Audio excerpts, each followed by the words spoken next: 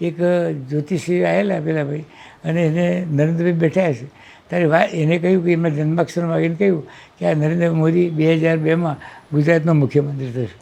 ત્યારે નરેન્દ્રભાઈ હાજર હતા અહીંયા જ અહીં આ જ રૂમમાં આ રૂમમાં. પણ નરેન્દ્રભાઈ કહે કે આ કંઈ એનું મેં કઈ ખબર પડતી નથી. એ નરેન્દ્રભાઈ હું તો પ્રચારક છું, હું કદી મુખ્યમંત્રી કેવી રીતે બની શકું? હું બની શકું, મારું તો કામ પ્રચારકનું સંગઠનનું કામ. એ તો કહે કે તમે જે કહેવું હોય, પણ 2002માં તમે ગુજરાતના મુખ્યમંત્રી છો.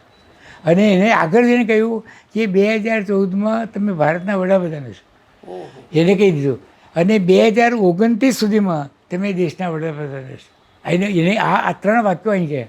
ત્યારે નરેન્દ્રભાઈને એમ થયું કે આ કંઈક ગાડો માણસ લાગે છે અને કે ભલે કહેતું કહેવા દો. અને એ બની રહ્યું છે, આ બની રહ્યું છે. 2029 પછી નરેન્દ્રભાઈનું ભાવિ દેખાતું નથી.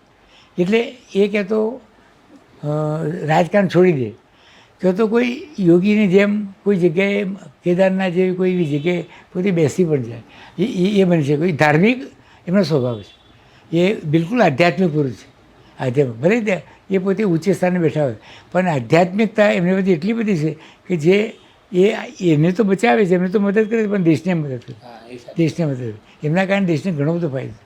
જો કોઈ માણસ ઇલેક્શન લડ્યા વગર ગુજરાતનો મુખ્યમંત્રી થઈ જાય, કોઈ માણસે લોકસભામાં પણ ઇલેક્શન લડ્યા વગર પહેલી વાર જતા વડાપ્રધાન બની જાય, આવું કોઈના જીવનો બની નથી.